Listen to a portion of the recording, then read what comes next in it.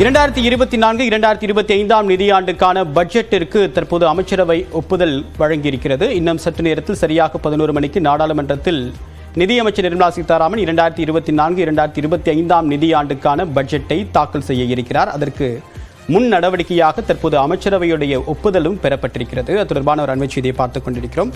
விவசாயம் சார்ந்த நிறைய எதிர்பார்ப்புகள் இருக்கு. நம்முடன் காவிரி தனபாலன் தொடர்ந்து பேசலாம். திரு தனபாலன், கடந்த 2021 இந்த 4 வருஷத்தில் எடுத்துக்கிட்டோம் அப்படின்னா விவசாயத்திற்காக ஒதுக்கப்படக்கூடிய நிதி அப்படின்றது 2% குறைஞ்சிருக்கு. அதாவது ஒட்டுமொத்தமாக இருக்கக்கூடிய நிதியில் 4.4% அப்படின்றது 2021 ஒதுக்கியிருக்காங்க அப்படின்னா இப்போ 2.55 தான் ஒதுக்கியிருக்காங்க. அந்த ஒட்டுமொத்த அமௌண்ட்டில் அந்த சதவீதம் தான் ஒதுக்கியிருக்காங்க.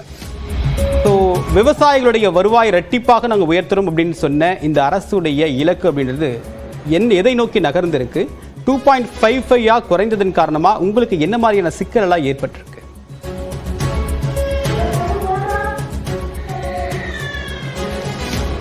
ஐயா, வெறும் வாயால வடை சுட முடியாது.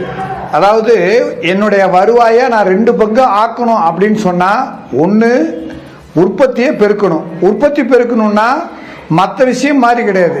ஒன்று விளையக்கூடிய விளைநிலங்களை 2 பங்கு ஆக்கணும், இல்லைன்னா இருக்கிற நிலத்துல 2 பங்கு விளைச்சலை கொண்டுட்டு வரணும். அப்ப 2 பங்கு விளைச்சலை கொண்டுட்டு வரணும் அப்படின்னு சொன்னா வெறும் வாயால மட்டும் சொல்லிட்டு பணத்தை மட்டும் ஒதுக்கினா மட்டும் செஞ்சிட முடியாது. அதை சார்ந்த கட்டமைப்புகளை 2 பங்கு மேம்படுத்தி ஆகணும். இப்போ நம்மள்கிட்ட இருக்கிற 140 கோடி மக்களுக்கும் உணவளிக்கணும் அப்படின்னு சொன்னா, உணவுங்கிறது ஒரு பிரதானங்கிற விஷயத்துல என்னென்னலாம் பண்ண வேண்டும் பார்த்தீங்கன்னா, ஒரு உதாரணம். இப்போ நான் ஒரு விவசாயம் இருக்கேன், என்கிட்ட 500 மூட்டை நெல் எடுக்கிறதுக்கு ஒரு குடோன் இருக்கு அப்படின்னு ஒரு உதாரணத்துக்கு வச்சுக்கிட்டேன்னா, இப்போ நான் 2 பங்கு ஆக்கணும், உற்பத்தியை பெருக்கணும், 2 பங்கு வருவாயை பெருக்கணும்னா என்னுடைய குடோன் 2 பங்கு ஆகணும். அப்போ 2 பங்கு ஆகணும்னா 500 மூட்டை எடுக்கிற இடத்துல 1000 மூட்டை எடுக்கிற அளவுக்கான கெப்பாசிட்டி என்கிட்ட வேணும். அப்போ அது மாதிரி ஒரு அரசாங்கம் ஏற்கனவே இருக்கிற உற்பத்தியை விட 2 பங்கா பெருக்கணும்னா எல்லாத்தையுமே டபுள் ஆக்கணும். ஆனால் டபுள் ஆக்கிறதுக்கான எந்த ஒரு திட்டமுமே அறிவிக்கப்படலை. உதாரணம் பார்த்தீங்கன்னா, ஒரு நாட்டோட மொத்த வருவாயில் இராணுவத்துக்கு அடுத்தது செலவு பண்ணுற விஷயம் அக்ரிகல்ச்சராக இருக்கணும். ஆனால் அப்படி இல்லையே. அப்படி இல்லாததுனால என்ன நடக்கும் அப்படின்னு பார்த்தா, வெறும் வெட்டு அறிவிப்புகளாக தான் போயிட்டே இருக்கு. மடை மாறி வேற பக்கம் போகுது. ஒரு உதாரணம் பார்த்துக்கிட்டிங்கன்னா, இப்போ வேளாண்மை சார்ந்த தொழில்துறையை மீட்டெடுத்தீங்கன்னா ஒன்று தொழில்துறை வளரும். ஆனால் இன்னொரு வகையான ரா மெட்டீரியல் சொல்லக்கூடிய விவசாயத்தில் கிடைக்கிற ரா மெட்டீரியலை பர்ச்சேஸ் பண்ணி அதை மதிப்பு கூட்டும் போது உழவர்களுக்கு ஒரு கட்டுப்படியான விலை கிடைக்கும். உற்பத்தி பெருகும் போது அந்த உற்பத்தியை வாங்கினாதான் உற்பத்தியை பெருக முடியும். ஆனால் இப்போ நம்ம என்ன பண்ணுது, அரசாங்கம் ஒரு குறைந்தபட்ச ஆதரவு விலைன்னு ஒரு அறிவிப்பை கொடுத்துட்டு விவசாயிகிட்டேருந்து வாங்கலை அப்படின்னு சொன்னால் எல்லா அறிவிப்பும் ஏற்றளவில் தான் இருக்கும். அதுதான் இப்போ மாநில அரசுகளும் செய்யுது, மத்திய அரசும் செய்யுது. பேரளவுக்கு ஒரு சில கொள்கைகள் மட்டுமே இருக்கு. அது அப்படின்னு பார்த்தீங்கன்னா, இந்த மிக பிரதான பொருளாக இருக்கக்கூடிய அரிசி, துவரை, இந்த மாதிரி விஷயங்களை கோதுமை மட்டும்தான் கையில் எடுத்திருக்கு. ஆனால் மற்ற பொருள்கள்லாம் மதிப்பு கூட்டக்கூடிய பொருள்கள் இருக்கிற விஷயங்கள்ல அரசனுடைய கொள்முதல் என்பது பேரளவு இருக்கிறதுனால விளைவு என்ன அப்படின்னு பார்த்தீங்கன்னா, நீங்கள் நினைக்கிற மாதிரி அந்த இன்ஃப்ராஸ்ட்ரக்சர் டபுள் ஆகாமல் வருவாயை பெருக்கவும் முடியாது. ஏற்றுமதி பெருகினாதான் வருவாய் பையிங் கெப்பாசிட்டி கூடும். பையிங் கெப்பாசிட்டி வாங்குற சக்தி கூடும்போது நேரடியாக என்ன பண்ணுவாங்க, தொழில்துறையில் இருக்கிறவங்க போய் விவசாயிகள்கிட்ட வாங்குவாங்க. விவசாயிகள்கிட்ட வாங்கும்போது ஒரு பொருளுக்கு டிமாண்ட் ஏற்பட்டால் அவங்க உற்பத்தியை பெருக்கிறதுக்கு தங்களுடைய முழு அர்ப்பணிப்பை கொடுப்பாங்க. இப்போ இந்த சூழ்நிலையில் இந்தியாவில் ஒரு வினோதமான நிகழ்வு எப்படின்னு பார்த்தீங்கன்னா, தொழில்துறையில் உணவு சார்ந்த ஒரு உற்பத்தியை பெருக்கணும் அப்படின்னு சொன்னால், அந்த தொழில்துறைக்கு ஏற்கனவே மாவட்ட தொழில் மையம் மத்திய அரசினுடைய பங்களிப்போடு 25% மானியம் கொடுத்துக்கிட்டு இருந்தீங்க.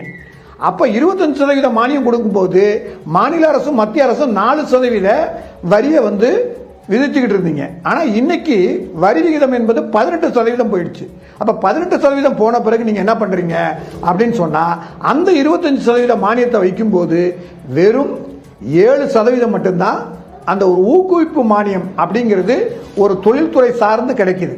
அப்போ தொழில்துறை சார்ந்து இருக்கிறவங்க என்ன பண்ணுறாங்க அப்படின்னு சொன்னால், ஒரு காரை தயார் பண்ணால் இப்போ யார்கிட்ட வேணாலும் வித்துட்டு போயிடலாம். ஆனால் ஒரு அக்ரிகல்ச்சர் ப்ராடக்டை தயார் பண்ணால் அது ஒரு குறிப்பிட்ட காலத்துக்குள்ள விற்கலன்னா அது டேமேஜ் ஆகிடும், வீணாக போயிடும். அப்போ அதுக்குள்ளே இந்த தொழில்துறையை வளர்க்குறதுக்கு எல்லாருமே தயங்குறாங்க. அப்போ தயங்கும் போது என்ன செய்யணும் அரசாங்கம் அப்படின்னா, காய்கறி பொருட்களுக்கு ஒரு எக்ஸம்ஷன் வரியிலிருந்து விலக்கு கொடுக்கிற மாதிரி வேளாண்மை சார்ந்த பொருளுக்கு ஒரு எக்ஸம்ஷன் கொடுக்கணும். அப்படி கொடுக்க முடியலன்னு சொன்னா அரசாங்கம் என்ன செய்யணும், ஒரு மானியத்தை, ஊக்குவிப்பு மானியம் என்கிற வகையில் இந்த ஜிஎஸ்டிக்கு இணையான மானியத்தை அந்த தொழில் முதலீட்டுக்கு கொடுக்கும்போது கொடுக்கணும். இப்ப இன்னும் மற்ற தொழில்களுக்கு இருக்கிற மாதிரி விவசாயத்திற்கு ஊக்குவிப்பு மானியம் அப்படின்னு தரணும்னு சொல்லியிருக்கீங்க. உங்களுடைய கருத்துக்களுக்கு மிக்க நன்றி திரு தனபாலன். அடுத்ததாக பட்ஜெட் எதிர்பார்ப்பு என்ன என்பது தொடர்பாக பொதுமக்கள் தெரிவித்திருக்கக்கூடிய சில கருத்துக்களை தற்போது பார்க்கலாம். பட்ஜெட்டில் வந்து 5 lakhsக்குள்ளே தான் வந்து டேக்ஸ் பெனிஃபிட்ஸ்லாம் வேவ் ஆஃப் பண்ணுறாங்க. 5 lakhsக்கு மேலே ஒரு ரூபா போனாலும் அது வந்து 12 lakhs வரைக்கும் 10% எடுக்கிறாங்க.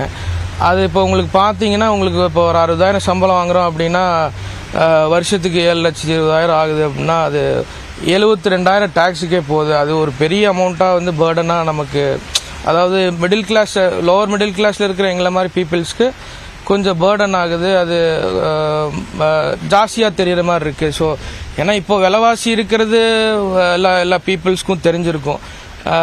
நார்மலாக வந்து அந்த ஒரு 60,000 வந்து ஒரு சென்னையில் எப்படி வந்து ஃபேமிலி ரன் பண்ண முடியும், இருக்கிற விலைவாசி எப்படி சாப்பிட்றது, எப்படி ரெண்டிங்கு, அதெல்லாம் உங்களுக்கு தெரியும்னு நினைக்கிறேன். சென்னை பீப்புளுக்கு தெரியறதுக்கு வாய்ப்பு இருக்குது. ஸோ அது பத்தலைன்னு தான் நாங்கள் சொல்கிறோம். நீ ஒரு தனி மனுஷனாக பார்க்கும்போது, ஒரு ஃபேமிலியாக ரன் பண்ணும்போது அது வந்து சின்ன அமௌண்ட்டாக தான் தெரியுது. 60,000 மந்த்லிங்கிறது ஒரு சின்ன அமௌண்ட்டு. ஒரு மெடிக்கல் எக்ஸ்பென்சஸ்லாம் வந்துச்சு அப்படின்னா அது 60,000 எங்கே எப்படி போகுதுன்னே தெரியாது. உங்களுக்கு தெரியும், அது பெரிய சேலரிலாம் கிடையாது. ஸோ அதில் வந்து ஒரு 70,000 80,000 வந்து நாங்கள் வருஷத்துக்கே டேக்ஸ் கட்டிகிட்டு இருக்கும் போது கொஞ்சம் பர்டனாக இருக்குது. அதோட லிமிட்டை கொஞ்சம் ரைஸ் பண்ணி ஒரு ஃபேமிலிக்கு ஏற்ற மாதிரி ஒரு 4 to 6 members இருக்கிற ஃபேமிலியில் வந்து 60,000 வந்து சாதாரணம். ஏன்னா ஒரு ஆள் தான் ஒர்க் பண்ணுறாங்க, மற்றவங்கலாம் இதுன்னா வந்து அது 60,000 ரொம்ப சின்ன. ஒரு 5 பேரில் வச்சு நாங்கள் ஃபேமிலி ரன் பண்ண முடியாது. எங்கள் வீட்டில் பார்த்தீங்கன்னா நான் ஒருத்தன் தான் ஏர்னிங் பர்சனுங்கிறது, நான் ஒருத்தன் தான். ஸோ அது கொஞ்சம் கஷ்டமாக தான் இருக்குது. ஸோ அது கவர்மெண்ட் கொஞ்சம் அது வந்து எடுத்துட்டு ஒரு டாக்ஸஸ், அதாவது டாக்ஸோட பர்சன்டேஜஸை கொஞ்சம் ரைஸ் பண்ணி அதோட லிமிட்ஸை கொஞ்சம் எக்ஸ்டெண்ட் பண்ணி வச்சாங்கன்னா கொஞ்சம் யூஸ்ஃபுல்லாக இருக்கும். ஒரு 20,000 சேலரி மினிமம் வாங்கிட்டு இருக்காங்க பார்த்தீங்கன்னா, திடீர்னு 10 years வேலை பார்த்துட்டு இருக்காங்க. அவங்கள பார்த்தீங்கன்னா கிராஜுவிட்டி பார்த்தீங்கன்னா வெறும் 1 lakh தான் கிடைக்கும் அவங்களுக்கு கிராஜுவிட்டி. 10 years வேலை பார்த்து 20,000 வச்சிருக்கவங்களுக்கே கிராஜுவிட்டி 1 lakh தான். அதை ஃபஸ்ட்டு ஒரு 1 month கூட சஸ்டெயின் பண்ண முடியாது. ஏன்னா அவருக்கு நிறையா இருக்கலாம், அவருக்கு கடன் கட்டணும், அந்த மாதிரி நிறையா வச்சிருக்கலாம். அவங்க வீட்டில் மெடிக்கல் சுச்சுவேஷன் இருக்கலாம், ஒரு மெடிசன் எக்ஸ்பென்ஸ் இந்த மாதிரி நிறையா இருக்கும் அவங்க வீட்டில். இதனால அவருக்கு வந்துட்டு இந்த 1 lakh வச்சுட்டு அவர் எதுவும் பண்ண முடியாது. அதனால கொஞ்சம் இந்த பட்ஜெட்டில் எனக்கு கிராஜுவிட்டி மட்டும் கொஞ்சம் இன்க்ரீஸ் பண்ணி கொடுத்தா கொஞ்சம் நல்லாயிருக்கும்.